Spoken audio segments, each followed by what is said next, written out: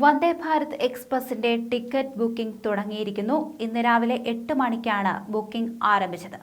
തിരുവനന്തപുരം കാസർഗോഡ് ചെയർകാറിന് 1590 രൂപയാണ്. തിരുവനന്തപുരത്ത് നിന്ന് വിവിധ സ്റ്റേഷനുകളിലേക്കുള്ള ടിക്കറ്റ് നിരക്ക് ഇങ്ങനെ. ചെയർകാറും എക്സിക്യൂട്ടീവ് കോച്ചിന്റെയും നിരക്ക് ഇങ്ങനെ പോകുന്നു.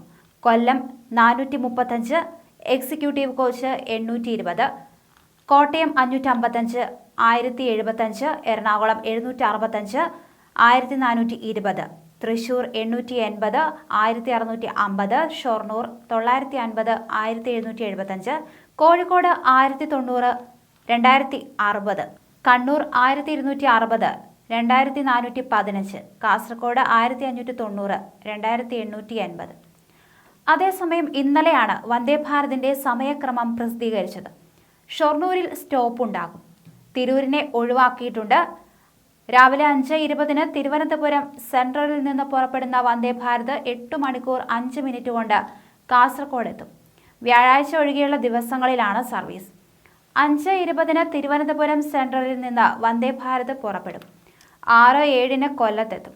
7:25 കോട്ടയം, 8:17 എറണാകുളം, 9:22 തൃശൂർ, 10:02 ഷൊർണൂർ, 11:03 കോഴിക്കോട്, 12:03 കണ്ണൂർ, 1:25 കാസർഗോഡ്. അതേസമയം മടക്കയാത്രയാണെങ്കിൽ 2:30 ആരംഭിക്കും.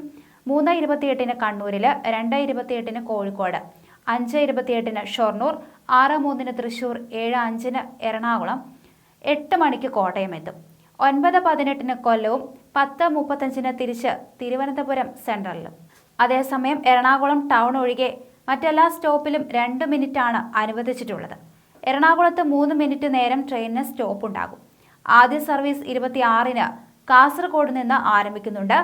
അതേസമയം വന്ദേ ഭാരത് പ്രഖ്യാപിച്ച ഘട്ടം മുതൽ ഉയർന്ന ആവശ്യം കണക്കിലെടുത്ത് ഷൊർണൂർ ജംഗ്ഷനിൽ സ്റ്റോപ്പ് അനുവദിച്ചിരുന്നു. എന്നാൽ ശബരിമല തീർത്ഥാടകരുടെ സൗകര്യം കണക്കിലെടുത്ത് ചെങ്ങന്നൂരിൽ സ്റ്റോപ്പ് അനുവദിക്കണമെന്ന ആവശ്യം പരിഗണിച്ചില്ല. അതേസമയം പ്രധാനമന്ത്രി നരേന്ദ്രമോദി എത്തുന്ന ചൊവ്വാഴ്ച തിരുവനന്തപുരം സെൻട്രൽ റെയിൽവേ സ്റ്റേഷൻ പരിസരം, തിരുവനന്തപുരം പൊതുസമ്മേളനം നടക്കുന്ന സെൻട്രൽ സ്റ്റേഡിയം, തിരുവനന്തപുരം നഗരം എന്നിവിടങ്ങളിൽ അതീവ സുരക്ഷാ മേഖലയാക്കും.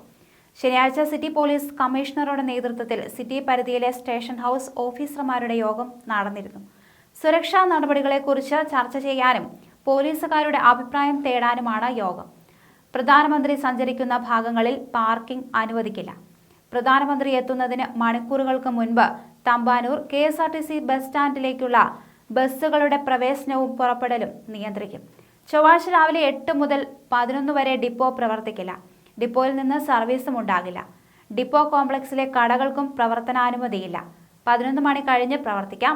പാർക്കിങ്ങിനും അനുമതി ഉണ്ടാകില്ല. ബസ് സ്റ്റാൻഡിലെ പാർക്കിംഗ് തലേ ദിവസം ഒഴിപ്പിക്കും. തമ്പാനൂരിൽ നിന്നുള്ള ബസ് സർവീസുകളെല്ലാം വികാസ് ഭവനിൽ നിന്നായിരിക്കും ഓപ്പറേറ്റ് ചെയ്യുന്നത്.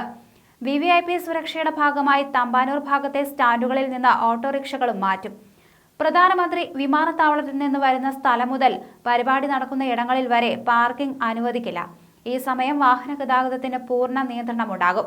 ചൊവ്വാഴ്ച രാവിലെ റെയിൽവേ സ്റ്റേഷനിലെ 1-2 പ്ലാറ്റ്ഫോമുകളിലേക്ക് പോകുന്നതിനും ടിക്കറ്റ് വിൽപ്പനയ്ക്കും നിയന്ത്രണമുണ്ടാകും. നിയന്ത്രണങ്ങൾ സംബന്ധിച്ച് അന്തിമ കാര്യങ്ങൾ ഞായർ, തിങ്കൾ ദിവസങ്ങളിലായി നിശ്ചയിക്കുമെന്ന് സിറ്റി പോലീസ് കമ്മീഷണർ അറിയിച്ചിട്ടുണ്ട്. പ്രധാനമന്ത്രിയുടെ കേരള സന്ദർശന ഘട്ടത്തിൽ സുരക്ഷാ ഭീഷണിയുണ്ടെന്ന ഇന്റലിജൻസ് മേധാവിയുടെ റിപ്പോർട്ടിനെ തുടർന്നാണ് നഗരത്തിൽ കർശന നിയന്ത്രണം ഏർപ്പെടുത്താൻ പോലീസ് തീരുമാനിച്ചത്.